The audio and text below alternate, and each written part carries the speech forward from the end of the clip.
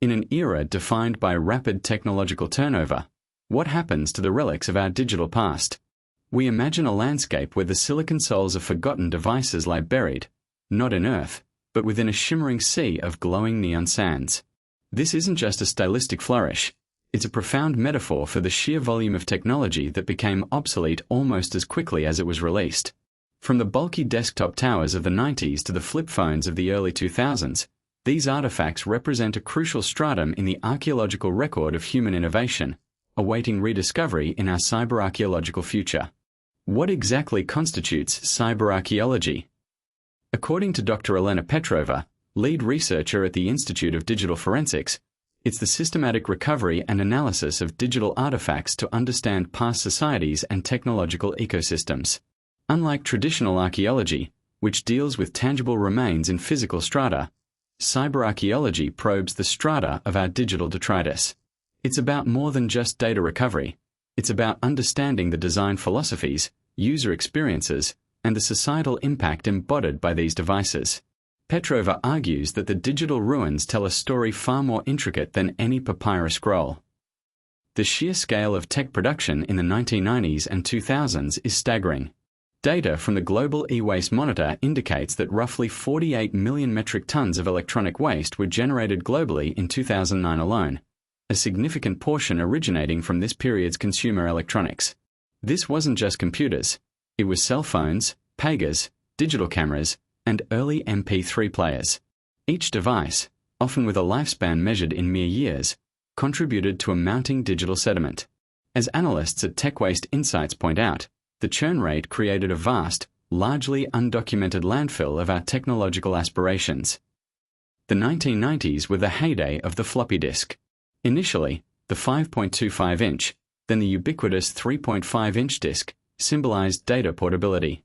Capable of holding a mere 1.44 megabytes, these magnetic squares were the digital equivalent of ancient scrolls. Dr. Marcus Chen, a historian of computing, notes that millions of these disks were manufactured monthly at their peak, carrying everything from operating system updates to personal documents. Today, finding a functional floppy drive is a challenge, yet the data they contain, often half buried in glowing neon sands, represents a unique snapshot of early digital life, awaiting specialized retrieval in our cyber-archaeological endeavors. The early 2000s ushered in the era of the feature phone and the nascent smartphone. Devices like the Nokia 3310, Motorola Razr, and early BlackBerry models weren't just communication tools. They were status symbols and personal organizers. The Nokia 3310 alone sold over 126 million units, becoming a legendary icon of durability. As tech analyst Sarah Kahn remarked, these devices represent the first widespread convergence of mobile communication and limited computing power. Imagine these pocket monuments now, their plastic shells and monochrome screens half submerged in the glowing neon sands, silent witnesses to the dawn of the mobile age, offering tantalizing clues to their past. The 90s and early 2000s were a golden age for home gaming consoles. The PlayStation 1, Nintendo 64, Sega Dreamcast, and the original Xbox each commanded immense market share and fostered vibrant cultural movements. The PlayStation 2, for example, remains the best-selling console of all time, with over 155 million units shipped worldwide. These machines, often powered by custom hardware and proprietary media, left behind an intricate network of game cartridges and optical discs. What stories do these playtime pantheons tell when discovered decades later? Their plastic casings and ports visible beneath layers of glowing neon sands, revealing the glowing circuit lines underneath. How long do these digital echoes persist? The answer is complex. Magnetic media like floppy disks and hard drives degrade over time, with data loss possible within a few decades if not stored optimally. Optical media, like CDs and DVDs, fares better, but can still suffer from disk rot. Flash memory, prevalent in modern devices, has a limited number of write cycles and can also lose data over time. According to a study by the Digital Preservation Coalition, the average lifespan of consumer digital media for reliable data retention rarely exceeds 15 to 20 years without active migration. This means many secrets lie undiscovered in the glowing neon sands, just beyond the reach of standard recovery. A major driver of the digital deluge was, and remains, planned obsolescence. Manufacturers intentionally design products with finite lifespans or make them difficult to repair, pushing consumers towards upgrades. A 2014 study by the European Environmental Bureau found that, on average, smartphone lifespans had decreased by almost 50% since 2004. This systemic practice contributes directly to the volume of tech entering the neon sands of our digital graveyard. The economic model of perpetual upgrades, states environmental technologist Dr. Anya Sharma, is the primary architect of our buried digital past. Beyond the aesthetic, the reality of e-waste is grim. The United Nations Environment Programme estimates that global e-waste generation is projected to reach 74 million metric tons annually by 2030.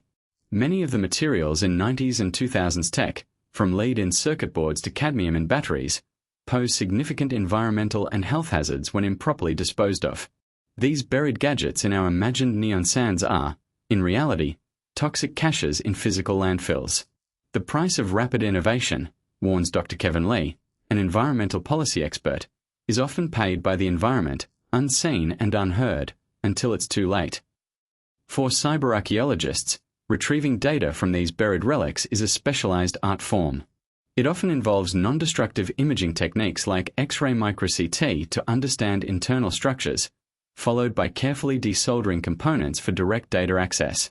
For magnetic media found in the glowing neon sands, researchers employ advanced techniques like magnetic force microscopy to reconstruct corrupted data tracks. According to the Digital Forensics Lab at MIT, the challenge isn't just powering on ancient hardware, it's bypassing decades of degradation and material science limitations to extract meaningful information. This requires immense patience and innovation. The contrast between a legendary device like the Nokia 3310 and a modern smartphone illustrates a critical shift. The 3310, known for its near indestructibility, offered basic communication and simple games. Modern smartphones are fragile, complex mini-computers. A 2000-era Nokia could last a week on a single charge. Today's phones often struggle to make it through a day. This trade-off between robustness and functionality is stark. The 3310 was designed for resilience in a nascent mobile world, says Dr. Lena Hansen of the Mobile Tech History Museum, whereas modern devices prioritize computational power and ephemeral user experience. This difference is visible even in their archaeological remains. Before Facebook, there was MySpace. Launching in 2003, it quickly became the largest social networking site globally.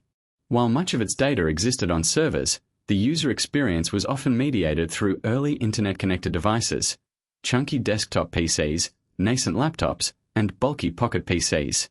These devices, now decaying in our imagined neon sands, represent the physical interface to the birth of widespread online identity and digital communities. MySpace hardware, though generic, formed the physical gateway to a new social paradigm, explains digital anthropologist Dr. Kamiko Tanaka.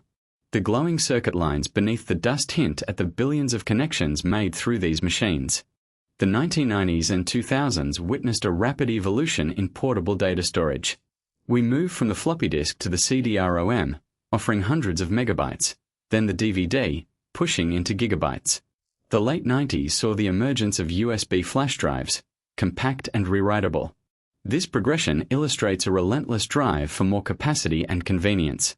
According to industry reports from Data Storage Trends, the average data storage capacity available to consumers increased by over 1,000% from 1995 to 2005 alone.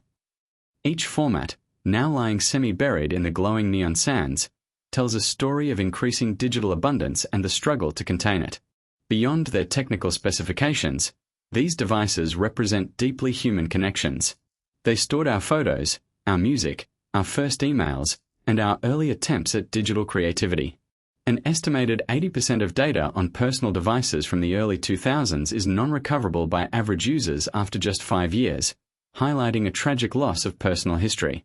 As anthropologist Dr. Maya Singh eloquently puts it, each device, even when discarded and entombed in the glowing neon sands, carries the ghost of human interaction, a memory fragment of a life lived through its interface. This human element transforms mere e-waste into poignant archaeological artifacts. The field of cyberarchaeology is rapidly evolving. Researchers are developing new methods for data interpretation, focusing not just on what data is but what it meant in its original context. From analyzing the wear patterns on game console buttons to the physical degradation of a phone's casing found in glowing neon sands, every detail provides insight. Our objective is to build a comprehensive digital ethnography of the 20th and 21st centuries, states Professor David Lee of the Center for Digital Heritage Studies. This means moving beyond simple data recovery to understanding the cultures that produced and consumed these technologies, preserving their full narrative. The recovery of digital artifacts presents complex ethical questions. Who owns the data on a discarded hard drive? What about privacy concerns when retrieving personal information from devices found in these digital ruins? The line between public record and private memory becomes blurred. Dr. Evelyn Reed, an expert in digital ethics, argues that without clear guidelines, cyber-archaeology risks becoming a new form of digital exploitation. As we dig deeper into the neon sands of our technological past, establishing ethical frameworks is paramount to respecting the digital identities of previous generations. Our journey through the glowing neon sands reveals a profound legacy: the disposability of our digital lives. The devices of the 1990s and 2000s, once at the cutting edge, now lie dormant, a testament to an accelerating cycle of innovation and waste. This rapid turnover not only creates vast digital graveyards but also erases pathways to understanding our recent history. We are building an incredible future, but at the cost of forgetting our immediate past, cautions futurist Dr. Alex Chen. This introspection is critical. By examining these buried relics, we confront our consumption patterns and the true cost of progress, illuminated by glowing circuit lines. Ultimately, the field of tech archaeology, particularly focusing on the dramatic aesthetic of forgotten 90s and 2000s tech half-buried in glowing neon sands, serves as a poignant reminder. These digital ruins are not merely junk. They are invaluable historical markers, embodying critical lessons about design, consumption, and the ephemeral nature of technology itself. As we look towards an ever more digital future, understanding the silent stories preserved in these glowing circuit lines and dusty casings becomes paramount. They are the enduring echoes of a time when the digital frontier was just beginning to unfold, waiting for us to listen.